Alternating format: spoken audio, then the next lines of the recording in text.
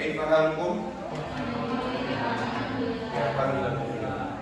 Oke, AA dan Teteh, pada hari ini insyaallah kita akan belajar mata pelajaran fikih yang bertemakan tentang kaidah usul fikih dalam amar dan nahi.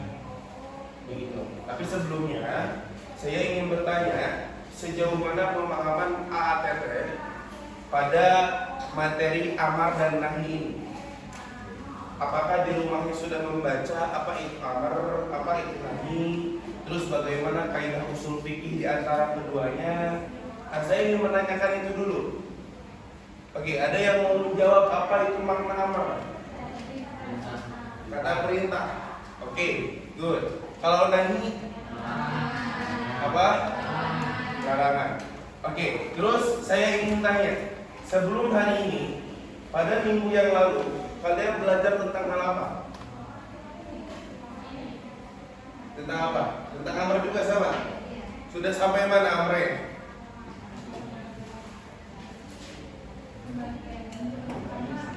Oke, pembagian bentuk-bentuk. Kita akan bahas untuk hari ini sampai pada redaksi amar insyaallah. Tapi sebelum itu, saya ingin mengabsen dulu. Apakah ada teman-teman dari kalian yang tidak masuk hari ini? Entah itu karena sakit atau karena izin atau karena apapun itu. Ya, ada yang tidak masuk hari ini? Siapa? Jafar, terus Muhammad Fauzan, terus Saleh. 3 orang. 2 orang. Berarti Muhammad Fauzan sama Jafar. Kemana? Dua-duanya sakit. Baru sakit hari ini berarti ya. Kemarin mana kan? Oke. Baik. Sekarang kita akan belajar tentang materi fikih, yaitu kaidah usul fikih amar dan nahi. Rekan-rekan bisa perhatikan, kalau tidak kelihatan bisa merapat agar kelihatan, ya. Nah, lihat objek kajian usul fikih. Usul itu dasar ya, usul itu asal. Fikih itu pemahaman. Jadi usul fikih itu adalah asal pemahaman. Begitu. Artinya fondasi yang paling bawah, fondasi yang paling dalam sebuah ilmu fikih, dalam sebuah ilmu pemahaman, itu yang disebut dengan usul fikih. Begitu. Jadi sebelum adanya fikih itu harus ada usul fikihnya dulu. Gitu. Kita harus tahu tata caranya bagaimana, landasan jalannya seperti apa, dan itu dibahas pada usul fikih. Nah, dalam usul fikih itu nanti salah satunya ada yang disebut dengan metode pengambilan hukum. Jadi sebelum kita membahas amar dan nahi, kita harus tahu dulu langkah-langkah ini. Ada yang disebut dengan metode pengambilan hukum. Nah, metode pengambilan hukum ini sangat berkaitan dengan konsep atau kaidah pembahasan di dalam bahasa Arab. Jadi kalau misalkan kita pengen tahu apa makna bahasa Arab, terus kemudian kemana arah dari kalimat Arab tersebut, maka kita harus tahu ilmu-ilmu metode pengambilan hukumnya. Yang pertama ada yang disebut amar dan nahi. Tadi amar apa? Kata apa? Nahi. Yang kedua ada am dan khos. Am apa? Apa?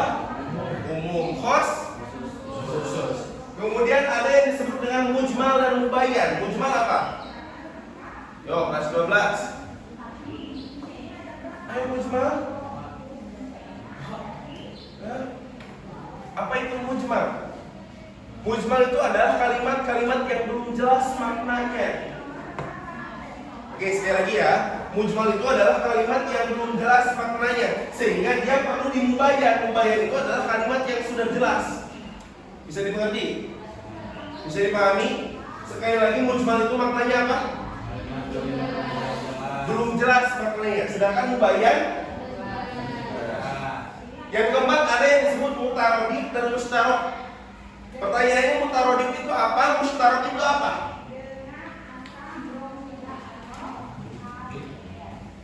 Ayo, bersuara. Apa? Mutarodif itu apa? Mustarok itu apa? Coba yang mana? Mutarodif maksudnya menunjukkan satu arti. Apa? Oke, mutarodif itu adalah banyak kata tapi punya makna yang sama. Gak usah pakai bahasa Arab, saya kasih contohnya, saya kasih pakai bahasa Sunda. Dahar, lolodok, makan, nyatu, tuang. Katanya berbeda, tapi maknanya sama. Itu yang disebut dengan mutarodif. Bisa dimengerti? Al-insan, Anas, Bani Adam. Nah itu kan kata-kata yang berbeda tapi maknanya sama, paham ya? Nah itu yang disebut mutarodif. Tapi kalau mustarok, satu kata tapi punya banyak makna. Kebalikannya, kalau mutarodif mah banyak kata tapi dia punya satu makna.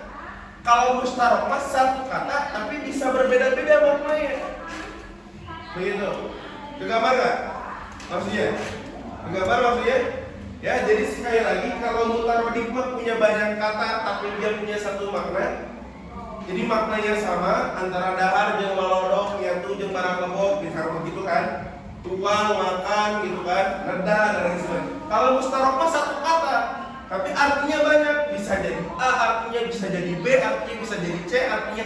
Nah itu yang disebut dengan mustarok. Dan masih banyak lain lagi. Nah sedangkan yang akan kita bahas itu adalah pada poin pertama, amar dan ya. Jadi amar dan nahi itu adalah bagian dari metode pengambilan hukum. Jadi para ulama itu ketika berijtihad, apa ijtihad? Ijtihad itu mengeluarkan seluruh kemampuannya untuk menentukan suatu hukum. Mereka itu memiliki ilmu yang seperti ini. Amar, nahi, am, khos dan lain sebagainya. Begitu. Nah, nanti tujuannya untuk apa? Bertujuan untuk menghindari kesalahpahaman dan kesalahkaprahan di dalam memaknai dalil-dalil syarak. Mengartikan ayatnya itu sangeunahna, mengartikan hadisnya itu sangeunahna. Kuduna dalil ieu teh lompatna ka kanan, ieu malah diartikeun ka kiri. Karena apa?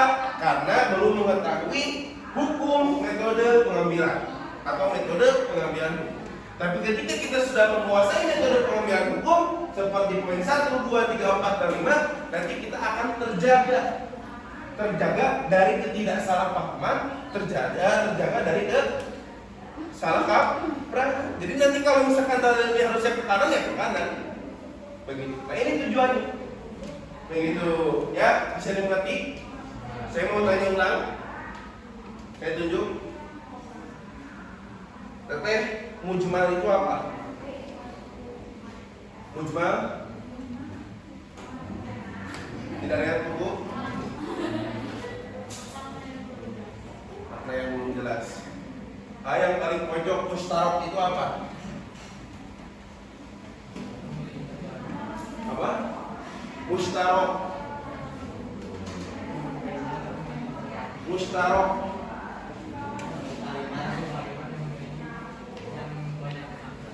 Oke. Berarti yang paling ujung mutarodif apa teh?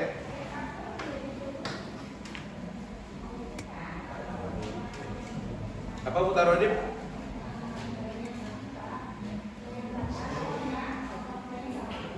Baik.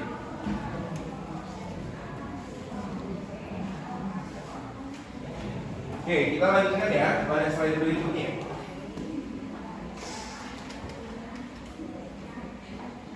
Nah, lihat, yang akan kita bahas amar dan nahi. Lihat.